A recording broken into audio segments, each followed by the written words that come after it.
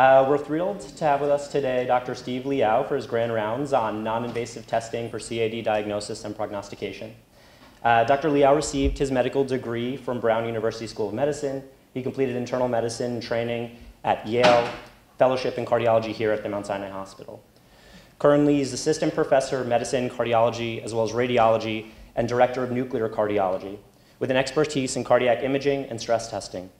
During his time at the James J. Peters VA Medical Center, Dr. Liao provided phenomenal education to our residents and fellows in the cardiac care unit, and he continues to serve as an excellent clinician educator here at the Mount Sinai Hospital. Please join me in welcoming Dr. Steve Liao.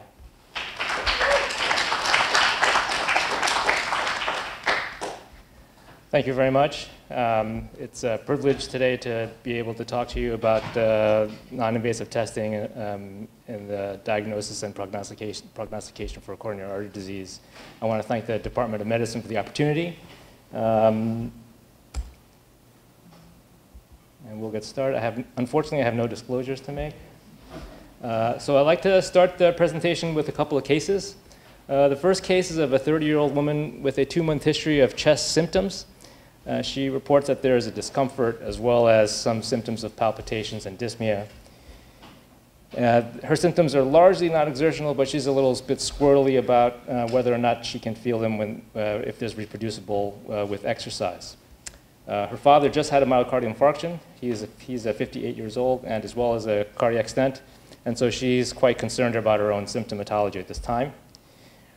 On exam, her blood pressure is a little bit elevated, her heart rate is normal, her blood work shows cholesterol of 220 with an LDL of 160 and HDL of 72, and her EKG shows sinus rhythm with possible early repolarization changes. So what do we do next? Do we reassure her? She's young, not too many CAD risk factors, and provide close follow-up. Do we get a nuclear stress test, cardiac CT angiogram, ECG stress test, stress echocardiogram, cardiac MRI? Okay, all right. Keep all those in your head, okay. Next case is of a 78-year-old male who presents for routine checkup and has a history of CAD, his status post-stenting several years ago. He's not exactly sure how long. He reports on and off symptoms of chest pain for the past month. He can't walk very much because he has chronic back pain. His exam shows normal vital signs. His ECG shows sinus rhythm with a left bundle branch block, which is not new. And his blood work is significant for normal CBC and a creatinine of 3.4, which is his baseline. So same set of options for this gentleman. So what are the options for testing in patients with chest pain, and how do we choose among them? So I take a little side detour to talk about choices. So recently, my wife and I have been shopping for a couch. And when we're shopping for a couch, you're kind of confronted with an array of choices. And if you've ever walked through IKEA on a weekend, you'll see couples engaging in intense discussions about which is the best option here. And so I think when choosing choosing a couch, we were trying to decide on different factors: style, materials. Did you know that there are more than 5 different types of leather, for example? So trying to understand the different factors in the couch and the price and all the size and all these sorts of things are important. But equally important, I think, is understanding what my wife and I each want in a couch. So understanding the patient as well is equally important. Is the couch simply a utilitarian thing that we use to sit on and watch TV? Or is it, as my wife says, a reflection of who we are as people? Okay. So to start at the beginning is to understand atherosclerosis. We have all seen this slide many times in our training. This slide shows the progression of the development of atherosclerosis as people get older, from the very beginning on the left, showing basically normal coronary artery, and then all the way to the right, showing development of a stenosis with plaque, and then at the very, very right, evidence of plaque rupture and thrombus formation, which would be an acute coronary syndrome. So taking acute coronary syndromes out of the picture, what we're basically trying to do, if you really want to simplify it, is for patients that have chest pain, we're trying to identify people that have some stenosis or blockages in the coronary arteries. Now that first slide kind of oversimplifies the coronary anatomy a little bit. The coronary anatomy is not simply just one pipe, but a series of pipes with two main coronary arteries coming from the left and the right coronary artery and supplying the entire myocardium, with the LED providing blood to the interventricular septum, a very important artery, and then the circumflex and RCA providing blood flow laterally around the annulus of both the tricuspid and the mitral valves. Of course, the circulation goes all the way around to the back, with circulation to the posterior descending artery, most commonly coming from the right coronary artery, again, providing some perfusion to the interventricular septum. But even this classic Netter illustration of coronary anatomy is a little bit of an oversimplification. So while the coronary anatomy is primarily on the epicardial surface, of course, it's a three-dimensional structure, and this computer 3D rendering of a vascular bed shows this, I think, particularly well, in that the coronary circulation goes both on the surface, but also needs to penetrate into the myocardium to provide adequate circulation. And the heart is particularly interesting in that it is the only organ that wrings the blood out of itself 60 to 100 times per minute in the course of its normal function. And so the coronary arteries primarily, for the most part, travel along the epicardial surface, and they send several penetrating arteries to perfuse through the subendocardium, from the epicardium all the way down to the endocardium. And there are many factors that come into play in terms of how this circulation can occur. As we all know, the coronary arteries are perfused primarily in diastole, which is also a unique aspect of myocardial blood flow. But there are also hemodynamic effects involving the tension in the wall, which has to do with what the pressure is like in the heart. And that has, of course, to do with systemic blood pressure. The higher the wall tension, the more difficult it is, or more difficult it can be for the blood to perfuse the entire thickness of the myocardium. And of course, the coronary arteries are not, they're organs of themselves as well. They receive nervous system innervation. They have their own small supply of blood flow, and there are different types of cells, each performing different types of function, from the endothelium to the smooth muscle cells. And these different cells have a dynamic interaction based upon the release of substances and metabolites can stimulate the various normal functioning of the coronary artery. And I would just draw your attention to the A2 receptor, which is a receptor for adenosine. In addition to nitric oxide, these are molecules that will stimulate the coronary arteries to dilate. And of course, that's how the coronaries can augment their blood flow.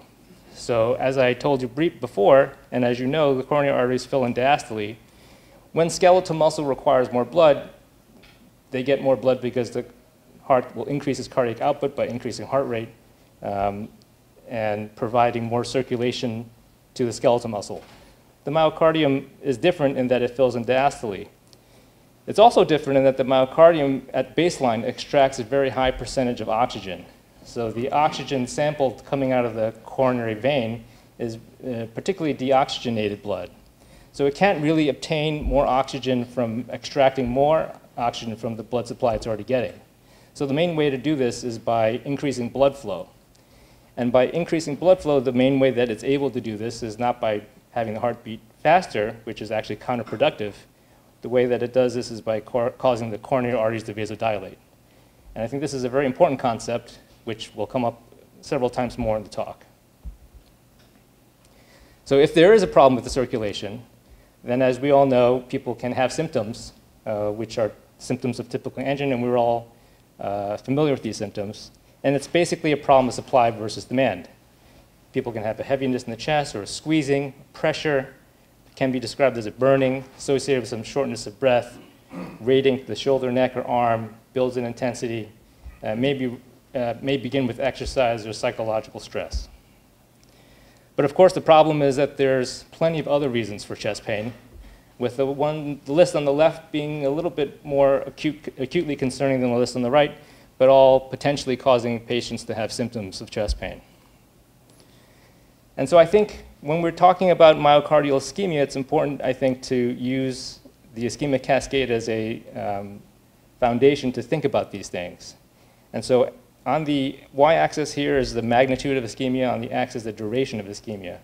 As ischemia becomes more significant, there are different changes that occur in different, as the ischemia progresses. At first, you might see some metabolic changes. Then you might notice some differences in perfusion between areas that are ischemic and not. As the ischemia gets worse and lasts longer, then you might see some diastolic dysfunction, then systolic dysfunction, and you then might see some changes on the ECG and the ST segments, either depression or elevation. And then if it continues further, you'll have myocardial necrosis. So the diagnostic tests, here are the options. We'll go through each of them separately. The non-invasive options are the ones that I'm going to be focusing on, with cardiac catheterization obviously being the invasive gold standard, and we'll talk a little bit about that a little bit later too. So the basis for evaluation of obstructive coronary disease model was put forth in 1979 by Diamond and Forster.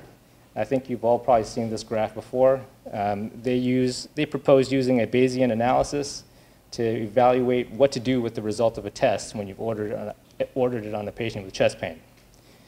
And the idea is that if your pre-test probability is low, your post-test probability doesn't change so much. So for example, if your patient walked into a doorknob and has chest pain because they walked into the door, if you get a stress test and it's positive, it doesn't carry as much meaning. Conversely, if the patient has very, very typical chest pain, or maybe they're having a myocardial infarction, but you get a stress test or some kind of cardiac testing and it comes back negative, then maybe it also has less meaning. And so the sweet spot is to order the test in someone who you're really not quite sure, in which case the posterior probability will be either significantly changed in a positive direction or in a negative direction, depending on the result of the test that you get. And this really has to do a lot with the prevalence of disease in the population that you're seeing. Cardiologists love algorithms and flow diagrams. So this is the ACC-AHA simplifying the testing solutions for you. So you can see here that all the different options are here in front of you. And I kind of show this as a resource that you can look up, but we're going to go through the different options now, of course. So here are the main choices again. We'll start with ECG stress testing. Of course, exercise stress testing is based on the principle of supply and demand, with the idea that when we exercise someone, we are increasing demand, and can the coronary circulation supply enough to meet this demand? And I don't know if many of you know this, but stress testing has its origins here in Mount Sinai Hospital in the 1940s. Dr. Master was a cardiologist here and developed the Master two-step stress test. It involved going up and down these two steps with the patient attached to electrocardiogram, which you can see. This picture, I think, may be from KCC somewhere. Actually, I have no idea. It was for a long time, a reliable means for testing for the presence or absence of inducible exercise ischemia. Of course, now there are many different protocols beyond just the Master two-step. The most common protocol that you may see used is the Bruce protocol. Of course, there's the modified Bruce, there's Naughton.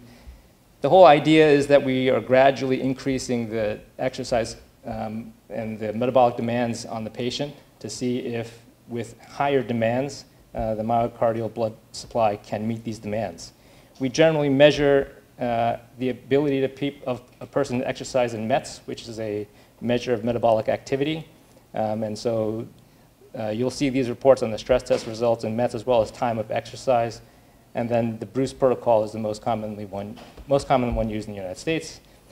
Bruce protocol involves walking on a treadmill. So this is the usual setup for an exercise stress test. You'll see that there's a medical professional operating the ECG machine. The patient is attached to a 12-lead ECG. There's blood pressure monitoring. You can monitor for O2 sat. You can monitor for symptoms while the patient is exercising. ECG interpretation, as you all know, so we look for ST segment deviations, primarily depressions and or elevations. Abnormal is 1 millimeter or more horizontal, Horizontal and downsloping carry a worse prognosis than upsloping, which we think is more physiologic. So very clear, right? Problem is, when people are exercising, everything's kind of moving around, and so the ECG sometimes is not so clear. Oftentimes it is pretty clear, but it's not uncommon to see something like this.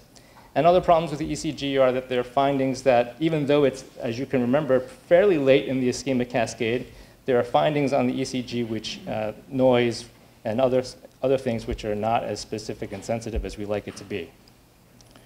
But the ECG is not the only information we get from a stress test. This is the Duke Treadmill score, which is a nomogram that takes into account the different factors which are known to carry prognostic information in regards to people that are exercising. So ST segment deviation certainly is one, and you can see that on the far left. That plus the, if the patient is having symptoms of angina, which you can see the third line over, can give you the ischemia reading line, so you draw a line connecting these two things. And then on the other side is duration of exercise. So as a patient exercises longer, this is better, of course, than patients that can't exercise very much. And when you connect all these lines, you get a 5-year survival annual mortality prognosis. In reality, we aren't drawing these lines.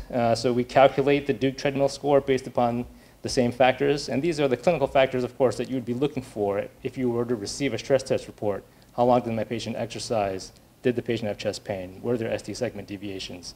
And of course, if there were ST deviations, chest pain, and poor exercise, then that would carry a poor prognosis. So limitations of exercise ECG stress testing. Sensitivity and specificity is about 70% for each, not particularly high. The patient needs to be able to exercise or walk on a treadmill.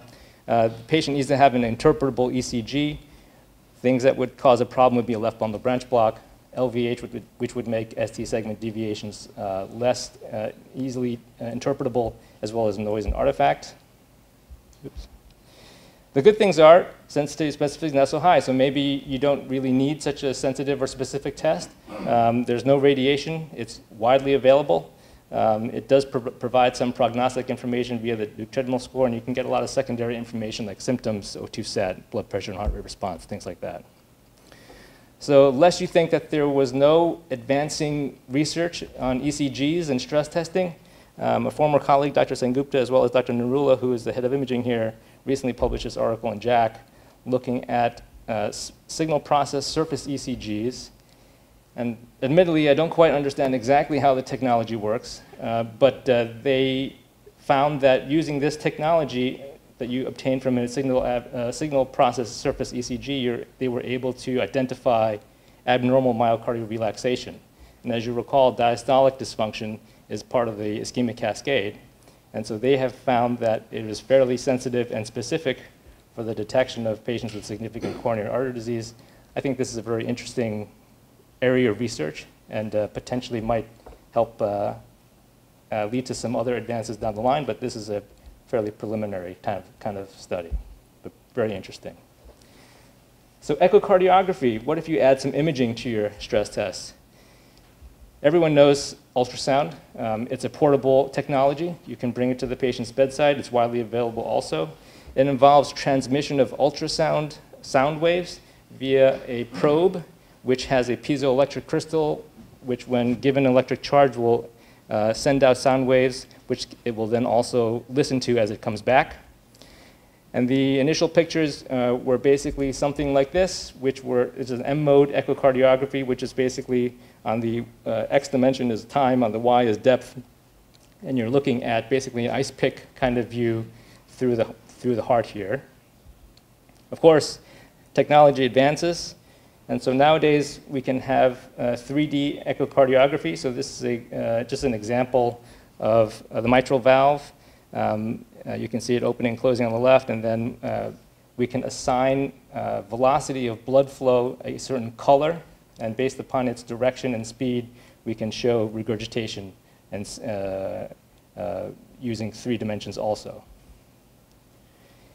As it applies to stress testing, stress echocardiography most commonly involves exercise. So we take a picture, set of pictures of the patient at rest, put the patient on a treadmill, have them exercise, most commonly again on the Bruce protocol, and then we take pictures at peak exercise, with the idea that we are looking for everything to augment its function. So it's normal for the heart rate to increase. It's normal for systolic function to increase. And so what we're looking for are changes in wall motion from rest compared to stress. And so here is a 4-chamber on the top and a 2-chamber on the bottom. And so you can see here that at rest, the function looks pretty good.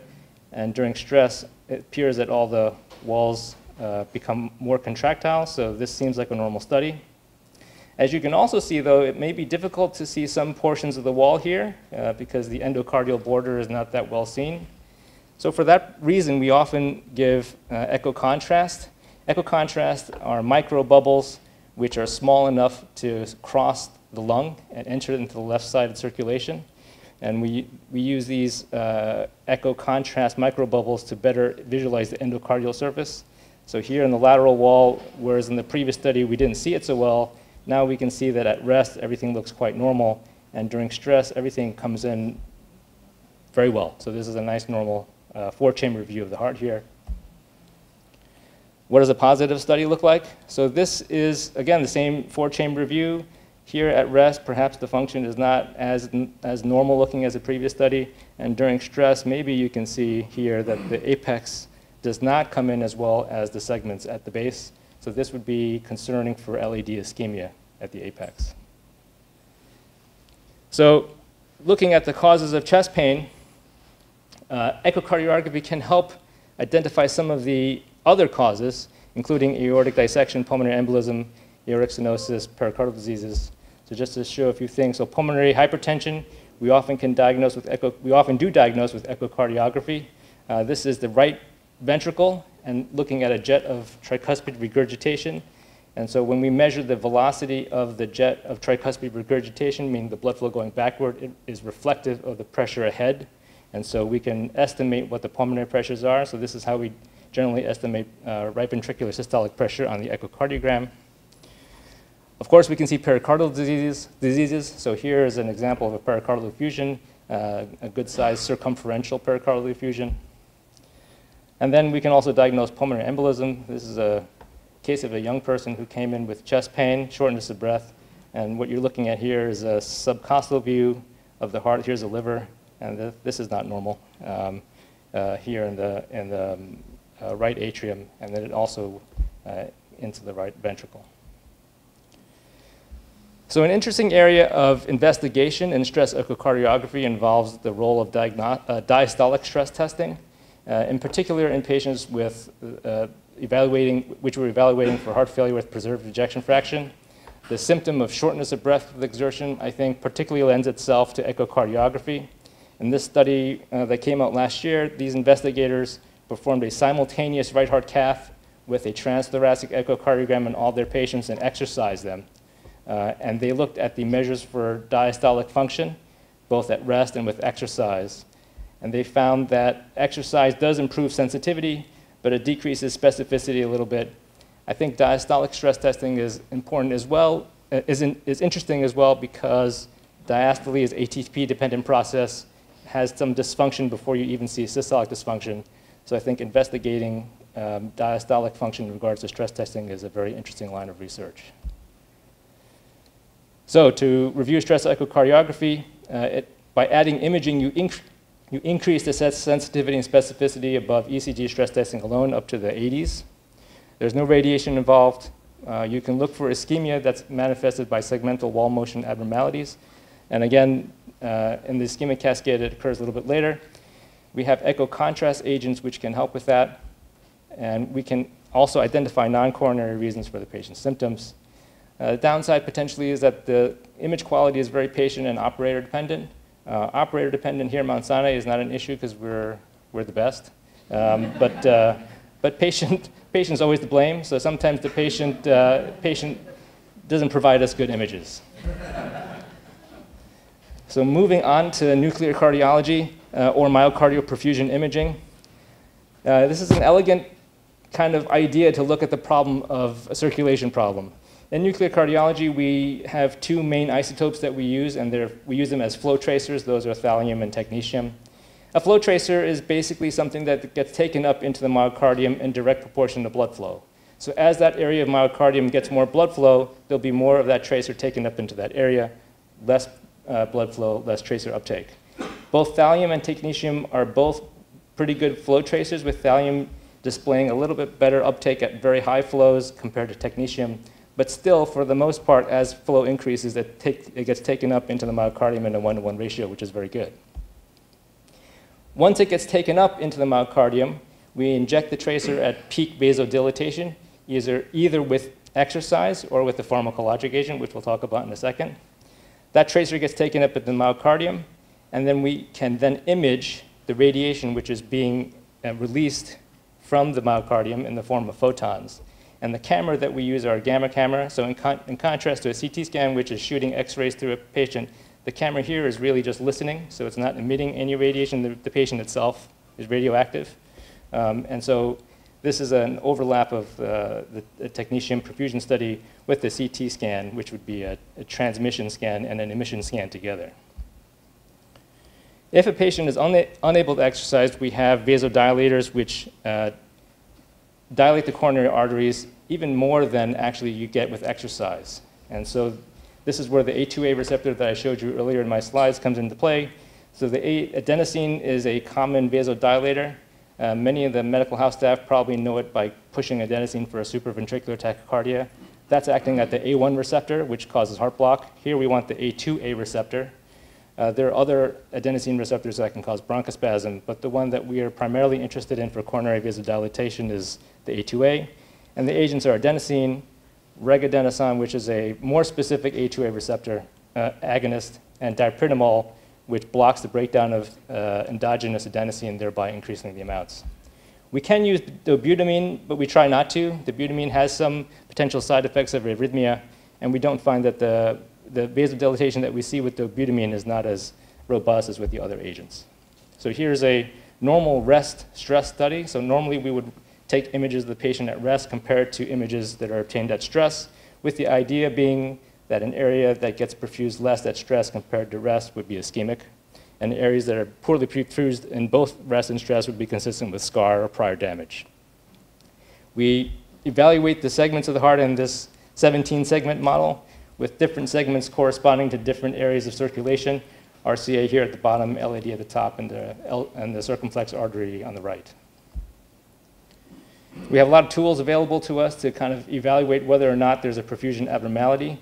The programs can display the perfusion in different formats, from the classical donuts that I showed you over here to a polar display, bullseye display, and then we can score the different segments at stress and with rest and come up with a quantitative way to kind of grade the amount of ischemia, often referred to as a sum stress score. Here at Mount Sinai, we have a camera that is newer than normal cameras that are used to detect for nuclear cardiology or sodium iodide cameras. Here we have a cadmium zinc telluride camera. This camera is particularly good because it is very sensitive. It has pinhole detectors and does not require photo multiplier tubes. And so it can improve energy and spatial resolution. The images can be acquired a lot faster. Because the cameras are much more sensitive, we can administer a lower dose of radioisotope, and the patient therefore gets less radiation. So this is, again, this camera allows us to do a lot of stress-only imaging. So here at Mount Sinai, in order to cut down on radiation dose administered as well as time that the patient has in the stress lab, for select patients, we will try to do a stress-only protocol, with the idea being that if their stress perfusion imaging is normal, then they're normal. So we can skip the rest part of the pictures and save on time and radiation dose. This, unfortunately, is an example of LAD ischemia. So you can see here at rest, the pictures are fairly normal. The donuts are pretty well round here, and the anterior wall is basically absent during stress.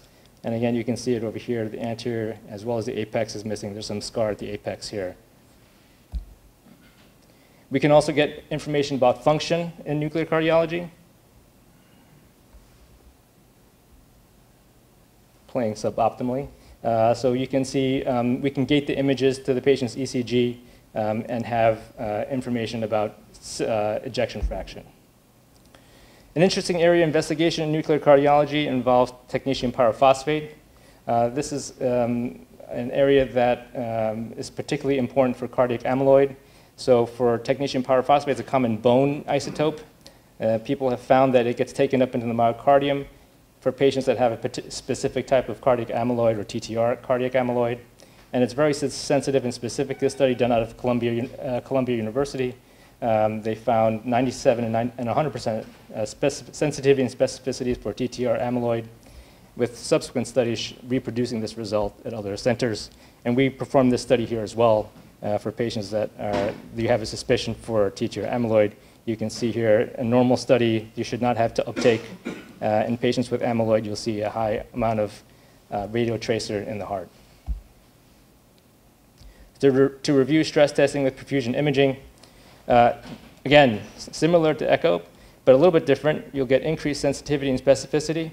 Because perfusion imaging is earlier in the ischemic cascade, by this fact alone, you will find that the sensitivity is higher because you're trying to detect things a little bit earlier in the ischemic cascade, but your specificity might be a little bit lower because, again, for the same reason, you're trying to catch something a little bit earlier in the ischemic cascade.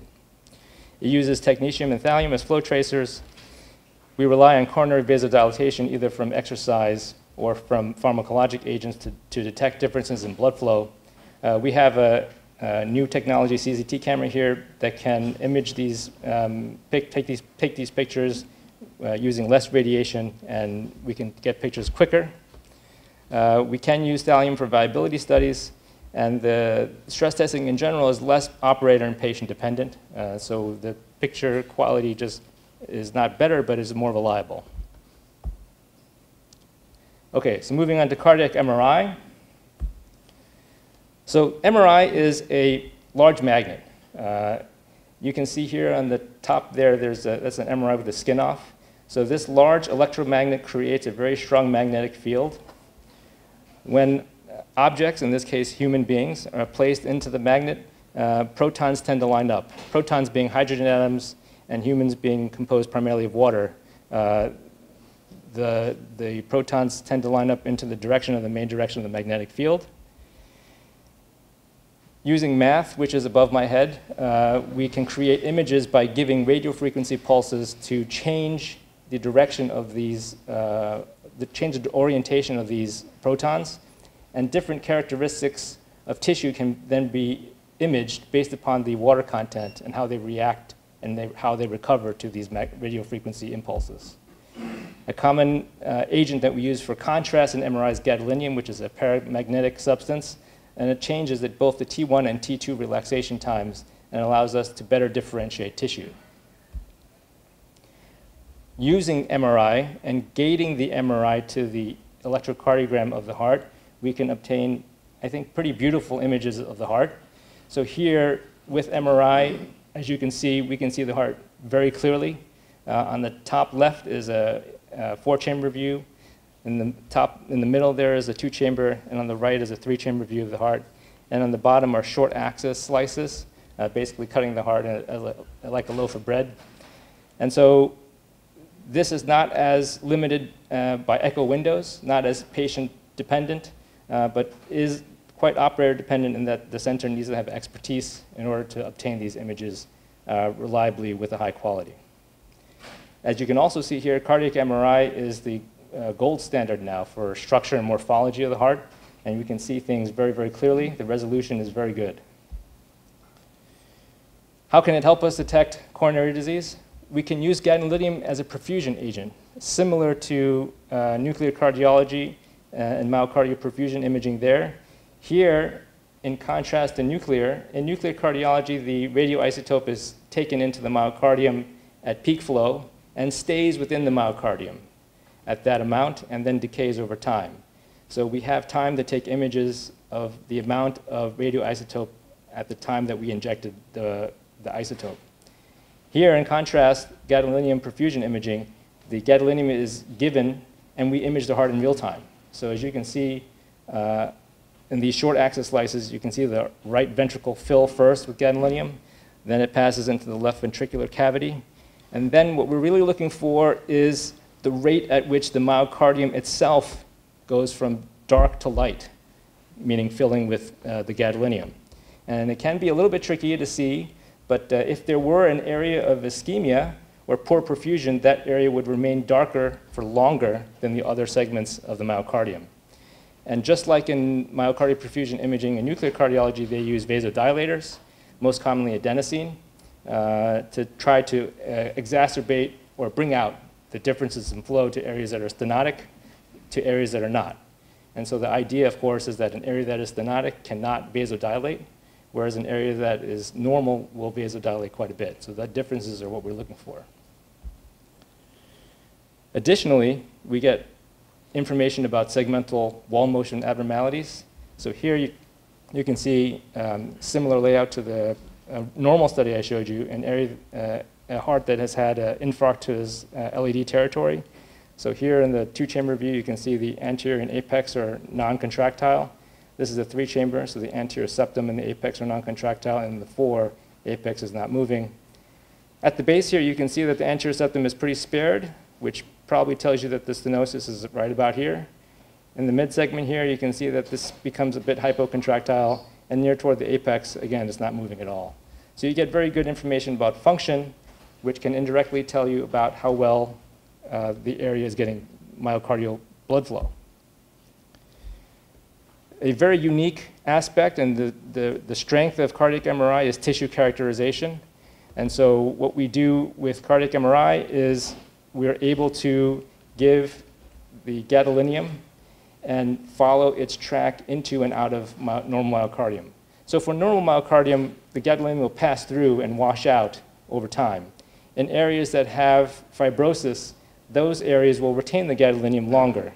And so this is a common technique that we use to image areas of infarction or areas that are non-viable. And so you can see here in that exact same patient, the gadolinium is enhanced the anterior apical wall quite clearly. You can also make out here that this is a transmural infarct, meaning that there is through and through gadolinium enhancement throughout the entire wall of the myocardium at the apex in the LED distribution, whereas the other areas look fine.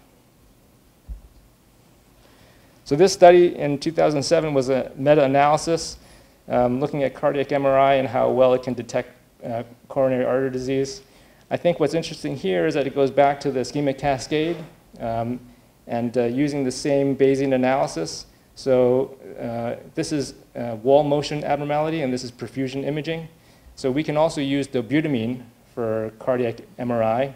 And dobutamine looks at wall motion, and wall motion is later in the ischemic cascade, so it's more specific, as you can see on the top. Oops, sorry. On the top left there of the curve, whereas the perfusion imaging is more sensitive. So if you have a normal perfusion imaging, it has a better negative predictive value. So cardiac MRI strengths, it's very good for cardiac morphology and function. It's good at tissue characterization. In this case of obstructive coronary disease, we care mostly about scar, but it's very good at other things like cardiac amyloid, sarcoid, and other things that replace the normal myocardium with other tissue. There's no radiation involved. Some limitations, it's magnetic, so if your patient has some metallic implants or devices, it may be a problem. The bore of the magnet is usually quite small, and so patients that are claustrophobic often have trouble obtaining the cardiac MRI. Availability and expertise, not a problem here because we're the best, but perhaps at in other centers. And then we don't exercise people with cardiac MRI. So we don't have the exercise information, all that stuff about symptoms, and Duke Treadmill score, we don't have that information.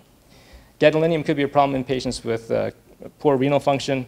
So that's another potential limitation, particularly if gadolinium is needed, which we often do need it for coronary disease assessment. Cardiac CT. Now, many of you may have been sitting here during this time and thinking, okay, Steve, why don't you just show us the anatomy? So for those people, this is the anatomy now. So coronary anatomy is traditionally obtained by a cardiac cath. And it still remains the gold standard for coronary anatomy evaluation. Here's a cardiac catheterization with the left coronary artery on the left side of the screen, the right coronary on the right. A few things I want to bring to your attention on this image. So this is fluoroscopy. Fluoroscopy has very good temporal resolution. You can see that the heart's obviously moving, and you can see the coronary arteries very well despite this motion. It also has very good spatial resolution. We haven't really zoomed in here, but you can see a lot of small branches here that are not, obviously not as well seen as the main large arteries like the left main, LAD, circ, and RCA, but you can still make them out. Of course, the downside is that it's invasive, and there's some associated potential complications from that, but again, not here because we're the best. CT scan can allow us to look at that anatomic information too, but in a non-invasive way. CT scan works using X-rays, and basically it's a spinning X-ray machine. So there's an X-ray tube on one end and a bunch of detectors on the other, and the whole thing spins around the patient. And this is what the CT scan looks like with the skin off. And the patient is moved through this spinning X-ray machine over time. And this allows us to freeze the heart. And the newer CT scans over the past several years have been developed and advanced to the point where we can get very good temporal, spatial, and contrast resolution. And this is just a slide showing how the technology has advanced over time. The main advancement in CT that has allowed for image improvement has been the number of detectors. That's important because as the number of detectors increases, you can cover a certain amount of real estate faster. So if the detector is smaller, you need to make more resolutions of the CT scan to cover the same amount of space, whereas if the detector is very large, one resolution potentially could cover a very large amount of space. So that has been the main technological advancement. The scanner that we have here is 256 slices, so that's very good. It can cover the heart in three heartbeats. The first heartbeat covers the first half of the heart. Second heartbeat, the patient gets moved to the second position, and then the third heartbeat, the second half of the heart is imaged. So it's very, very fast. And the image resolution is fantastic. This is, of course, a proprietary image from Philips, and they're going to show you their best stuff, but it is very impressive. You can see that there are different ways that we can display the coronary anatomy. We can display the artery here on the right as one straight line. We can measure, we can draw regions of interest and measure areas if there were stenosis at the area of stenosis before and after the area of stenosis to give a % change. And we can move things around very easily. So this is a brief movie of coronary evaluation from Dr. Sands, the head of cardiac CT and MRI. Here he's using a particular software to evaluate the coronary anatomy, and he's going through the different coronary arteries here, going through, at this point now, the circ. He's going to follow it back. There's a plaque there with some calcium as well as some non-calcified plaque. Here in the proximal circ, you see more of that. He's following an OM over here. There's that circ lesion there with some calcified and non-calcified plaque. Left main looks good. LAD looks good. There's a little bit of calcium there in the LAD. The diag is a nice large artery, which he's following now. He's going to follow the LAD further out. It looks very nice. Further out, all the way to the apex. Nice looking coronary artery there. Now he's flipped it to the, he's going to take a look at the RCA. So here in the RCA, we can follow it from the proximal segment. And here in the mid segment, right there, you can see that there's a plaque there. There's no calcium there, but there is a soft plaque there, which has some positive remodeling as well as low attenuation plaque. Here is the inferior wall with the posterior descending artery, taking a look at the RCA to the very end, the very distal segment here. And of course, we can manipulate the images here in 3 dimensions. So now he's going to take a look at the cardiac structure and take a look at the LV and the RV chambers from base to apex. Take a look at the aortic valve. Here we can see its trileaflet. He's going to take a look. Of course, we get information that not just the heart, but the entire chest. So we take a look at all the structures. In our group, we have radiologists that we work very closely with that are part of the group, all on the same team, and we look at the images together. And this is a very unique aspect of the cardiac CT and MRI group here at Mount Sinai. So looking at the lung function, you can look for nodules, dissections, things like that. So a very powerful tool. So as I've shown you this, back to the Bayesian analysis, the negative predictive value of stress echo and myocardial perfusion imaging you can see here, with a negative predictive value for myocardial perfusion imaging being a little bit better because it's a more sensitive test, but on the flip side, a little bit less specific. The negative predictive value for cardiac CT is very, very good. So if you have a negative cardiac CT, your post-test probability, if you're in the low to intermediate group, is almost zero. So the chances of you having obstructive CAD are very, very low if your cardiac CT comes out negative. What I wanted to highlight for cardiac CT in terms of potential advancements in research is just the advancement of technology. So this is an article from Nature maybe 6 months ago. This is out of a research group from South Korea, the Samsung Electronics Research Development Group, and they have developed a new way to manufacture an X-ray detector which is printable and is much more sensitive than the technology available now.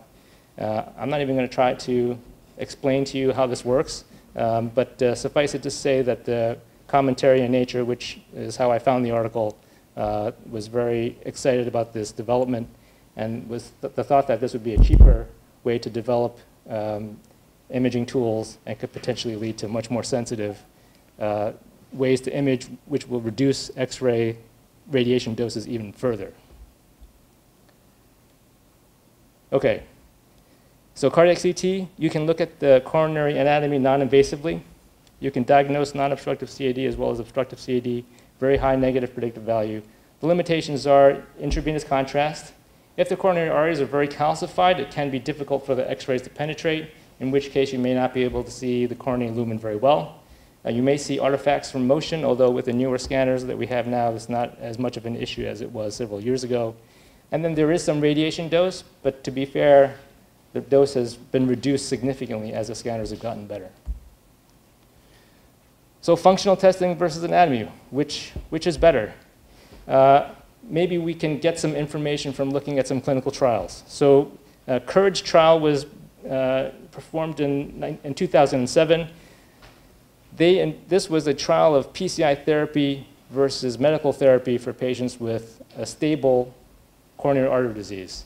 They enrolled about 2,000 patients and randomized patients to PCI plus optimal medical therapy versus optimal medical therapy alone. They only enrolled patients with a normal EF, and they excluded patients with left main disease. As you can see from the curve here, there was no significant difference noted in this trial.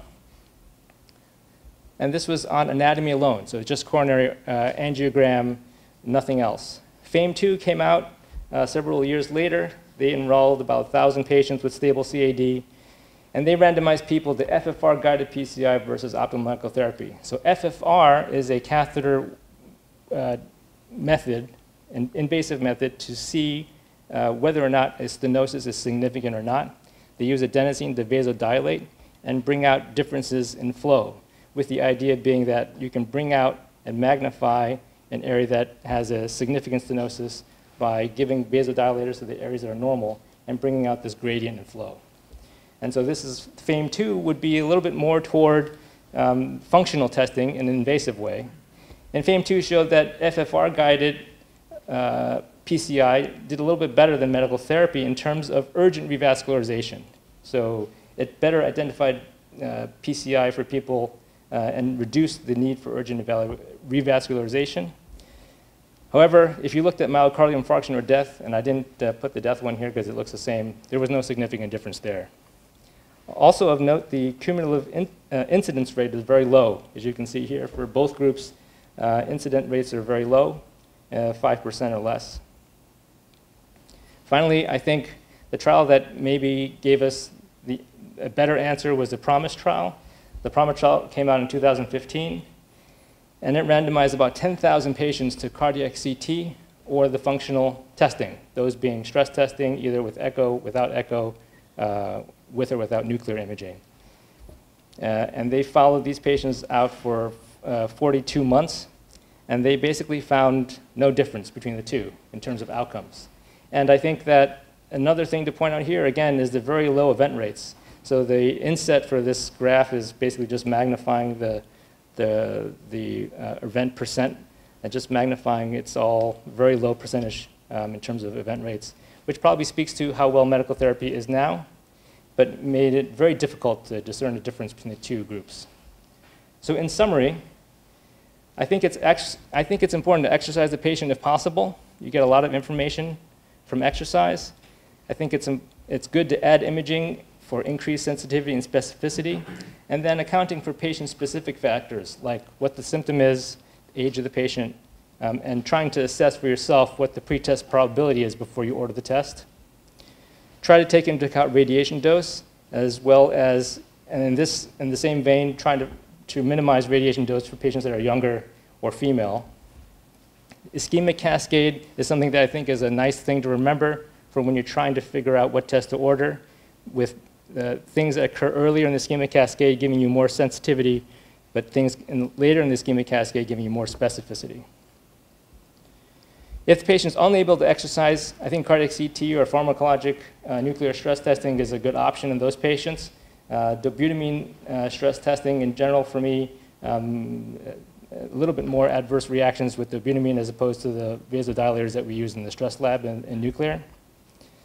And then the goal is to tailor the best test for each individual patient, of course. So to go back to the cases real quick, we have a 30-year-old woman with a 2-month history of chest symptoms. She reports that there was a discomfort as well as palpitations, as you recall. Father just had a heart attack. She's quite concerned about it. Here are her other factors. So for her, I would argue that you can either provide reassurance and provide some very close follow-up. You can get a regular stress test with an ECG. Based upon her risk factor profile, it doesn't seem like you need a very highly specific or sensitive test. But if you really wanted to know, maybe investigate her shortness of breath. If she had this symptom, I think stress echo without radiation, of course, would be a good option. Case 2 is a 78-year-old guy. He has a history of stenting with on and off chest pain. He has a left bundle branch block and a creatinine which is abnormal. So for this gentleman, I think nuclear stress testing is probably the best choice, with the second follow-up runner-up would be stress echocardiogram. I prefer nuclear for him because he has known PCI, and I want a test that is more sensitive. The other tests, not ideal because cardiac CT involves contrast and his creatinine is already bad. Same thing for cardiac MRI. ECG stress testing, I think, is not going to be good because he can't really exercise for his back pain. And providing reassurance and close follow-up, possible, but he has a pretty higher side of intermediate pretest probability, so I think it would be worthwhile to do further evaluation. Bonus case, 51-year-old guy with bipolar disorder who has chest pain for 2 weeks. He's been weight training, bench pressing for the past 6 months. He does not have pain when he's doing this. His ECG is normal, but he's had chest pain when he's not bench pressing, and he did a stress test. And what's interesting for him is he had transient ST segment elevations, which are generally very specific, but it only happened transiently during his exercise stress test, and then he was completely asymptomatic while he was running on the treadmill. So for him, we did a cardiac CT. You can see here in the 3D representation that in his RCA, it seems like there's a little bit of a pinch there. When we look out of the full volume, we can see that there's a stenosis here, but then also there's one here. And just to show you that these are non-calcified, these are soft plaques. And then we sent him for cath, and again, he did have this stenosis, which was stented. And then this one, which on the CT looked like it might be significant, did not look so bad on the catheterization. So a quick word about prognostication as I'm running out of time. Predicting the future is a very tricky business. When my parents got married, they went to a fortune teller to try to figure out when was the best time to get married for the best luck going forward. And the fortune teller apparently had a book, very, very strongly predictive factors that they were looking at in this book. Of course, the book is not that expensive. You can apply this book to a lot of people. It's not, fortune collector takes your money, but aside from that, the technology is not so expensive. It can be broadly applied. But the results, worked out pretty good for my parents, but I'm not sure about the overall sensitivity and specificity. Coronary calcium score is something that many cardiologists or many doctors use, most famously and recently our president. The coronary calcium score is a marker for coronary atherosclerosis. It is known to correlate very closely with the amount of coronary atherosclerotic disease and is considered a surrogate for overall plaque burden. Coronary calcium scores increase with age, and it just reflects the natural progression of atherosclerosis. In this study in 2008, people found that if your coronary calcium score is higher, you are more likely to have a coronary event, and if it's lower, you're less likely to have a coronary event.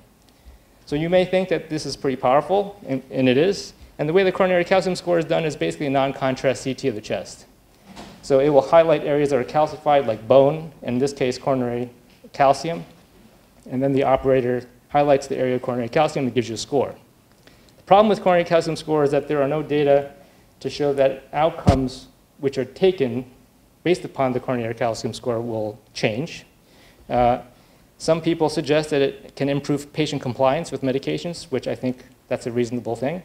It's an uncertain cost effectiveness for a large group of people, and the radiation exposure is there, but it's very small.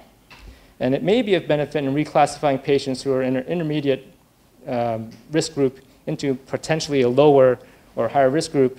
But having said that, going back to the first point, we're not exactly sure what to do in terms of doing something that will make a difference in the future. What about other studies?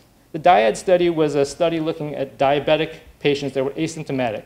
So whenever we get into testing asymptomatic patients, things become very, very difficult. They use myocardial perfusion imaging or nuclear cardiology with the idea being diabetics have a coronary risk equivalent. Let's try to figure out which of these diabetic patients are at risk.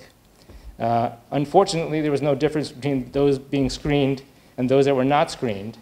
And the overall problem here, as in many of these preventative kind of crystal ball studies, is that the event rates are so low. So in order to see a statistical difference, the number of patients that you'd need to test would be very, very large. In this case, 1,000 patients that are asymptomatic with diabetes didn't cut the mustard. Several years later, people thought, hey, what about cardiac CT? It's a pretty sensitive test. Factor 64 trials did the same sort of thing. Again, no significant difference over 4 to 6 years, unfortunately. So my last slide is the New York Yankees. 1998 Yankees, probably the best baseball team I have seen play in my life, and arguably the best ever. And I showed this slide because as a cardiologist here at Mount Sinai, I consider myself a member of the 1998 Yankees of cardiologists. And so not just the fellow physicians, but the entire staff, from technologists to nurses, everyone in cardiology is very, very good here. And I urge you to contact any of us in cardiology if there's any issues or questions that you have. We are the best. And that's it.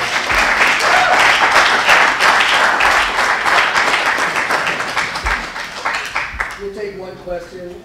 So one question, and you mentioned the calcium scores in patients that we do lung scans, lung screening tests. So what do you do with those high calcium scores that are asymptomatic? Yeah, it's a good question. I think that many people would say if you have a high calcium score and you're asymptomatic, let's ramp up preventive therapies. You know, increase the statin, maybe put them on an aspirin. And Dr. Redberg from UCSF wrote a good commentary many years ago in which he said, if you have a patient that you are thinking about getting a calcium score on, then you must think somehow that they're at higher risk than they maybe are. So instead of ordering the calcium score, just put them on the higher dose statin. Other cardiologists disagree with this approach because there are some downsides of statin, and they also come with some costs. And so it is a point of debate in the cardiology community exactly how to fit the calcium scoring in. Let's thank Dr. Liao.